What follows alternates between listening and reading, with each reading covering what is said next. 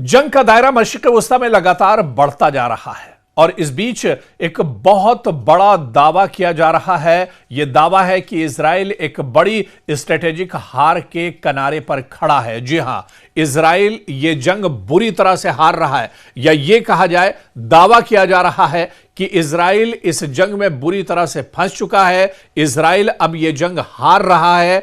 Israel के कदम दरअसल अब मैदान से उखड़ रहे हैं। यह दावा कि इजराइल एक बड़ी स्ट्रेटेजिक हार के किनारे पर खड़ा है, यह दरअसल इजराइल के लिए बहुत बड़ा एक तरह से झटका माना जा रहा है। और जिस तरह से अभी की सूरत हाल जंग की है, इसमें तो इजराइल एक तरह से कहीं ना कहीं पसपा होता नजर आ रहा है। इजराइल के कदम एक तरह से उखड़ते हुए नजर आ रहे हैं। कई दिनों के रोपोश होने के बाद, कई दिन मीडिया से छुपने के बाद अब इजराइल के वज़ीर-ए-आज़म बिंयामिन नेतन्याहू दुनिया के सामने आए हैं, कैमरे के सामने आए हैं। उन्होंने बाकायदा पैगाम जारी किया है। यह दरअसल इजराइल का डर है, बिंयामिन नेतन्याहू का डर है। कई ऐसी खबरें आ रही हैं कि बिंयामिन नेतन्याहू की काबीना के कई वज़रा मारे जा चुके हैं।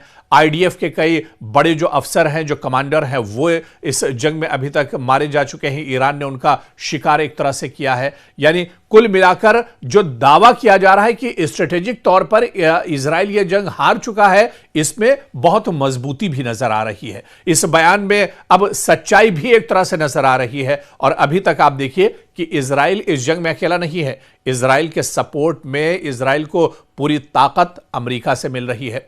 और अमेरिका को अगर इस जंग से हटा दिया जाए तो इजराइल इस जंग में अब कहीं नहीं एक तरह से खड़ा है। आप देखिए कि इजराइल का कोई शहर अब ऐसा नहीं बचा है जहां पर ईरान ने अटैक ना किया हो। ईरान के मिसाइल, ईरान के ड्रोन, ईरान के रॉकेट पूरे इजराइल में अब एक तरह से हाहाकार मचा रहे हैं। पूरी इजराइल में दरअसल सायरन खतरे के बजाय जा रहे हैं। पूरा इजराइल, आप देखिए कि ईरान की पहुंच पूरे इजराइल पर एक तरह से है। और फिर जितनी दूरी से इजराइल दरअसल अपने मिसाइल या ड्रोन भेज रहा है, उसे कई जगहों पर इंटरसेप्ट और गिराने की कोशिश की जाती है। इजराइल के अंदर खुद कहा जाता है कि 3 लेयर्स यानी 3 सतह की एक तरह से सिक्योरिटी होती है। उस सिक्योरिटी को भेदते हुए, चीरते हुए ईरान एक तरह से इजराइल पर हमले कर रहा है। आप देखिए कि तल अवीव बुरी तरह से तबाह बर्बाद हो चुका है। शुमाली यरूशलेम पे काफी हमले हो चुके हैं। हैफा पर तो अभी अभी एक ताजा हमला ईरान की तरफ से किया गया है। हैफा की जो सबसे बड़ी ऑयल रिफाइनरी है, उसे ईरान ने निशाना बनाया है। अरब जो एक शहर है, काफी इंपॉर्टेंट शहर माना जाता है, उसको एक तरह से ईरान ने निशाना बनाया है। बैत-ए-यम पर ईरान ने अटैक किया है। तो इस तरह से अब कोई जगह, कोई शहर, कोई इलाका ऐसा इजराइल का नहीं बचा है जहां पर ईरान ने टारगेट ना किया हो। और इसी वजह से कहा जाता है कि कहीं ना कहीं ये इजराइल की स्ट्रेटेजिक हार है और अब कहीं ना कहीं स्ट्रेटेजिक डिफीट एक तरह से सामने आ रही है।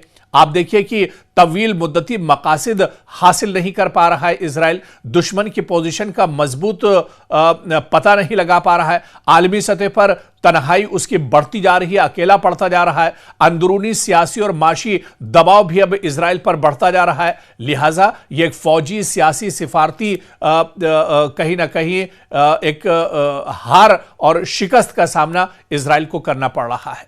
और ऐसे में आप देखिए कि इजराइल ने बड़े पैमाने पर इससे पहले गजा पर कार्रवाई की, लबनान पर वो लगातार कार्रवाई कर रहा है, ईरान पर लगातार उसकी तरफ से कार्रवाई हो रही है। लेकिन अब इजराइल कहां पर खड़ा है, यह दरअसल सबसे बड़ा सवाल है। आज इजराइल इस जंग में बिल्कुल एक तरह से तनहा हो चुका है। इजराइल चारों तरफ से एक तरह से घिर चुका है। और यही कहा जाता है कि पूरी दुनिया के नक्शे पर आप देखिए, सिफारती तौर पर इजराइल तनहा हो चुका है। कई ममालिक में इजराइल के खिलाफ मुजाहरे हो रहे हैं, प्रोटेस्ट हो रहे हैं, इंसानी हुकूक के इल्जामात इस पर लगाए जा रहे हैं। अक़वाम मुत्तहिदा में भी इजराइल पर तनकीद हो रही है। हालांकि अमेरिका की हिमायत जरूर इजराइल को हासिल है, लेकिन इजराइल के अंदर सियासी तक़सीम, हुकूमत पर तनकीद, मईशत पर जंग के असरात, ये सब अवामिल जो हैं, ये दरअसल तवील जंग को मुश्किल बना देते हैं। और कहीं ना कहीं इजराइल इस जंग में अब फंसता जा रहा है। और इसी वजह से यह दावा किया जा रहा है, पूरी मजबूती के साथ यह दावा किया जा रहा है कि स्ट्रेटेजिक तौर पर इजराइल यह जंग दरअसल पहले ही हार चुका है।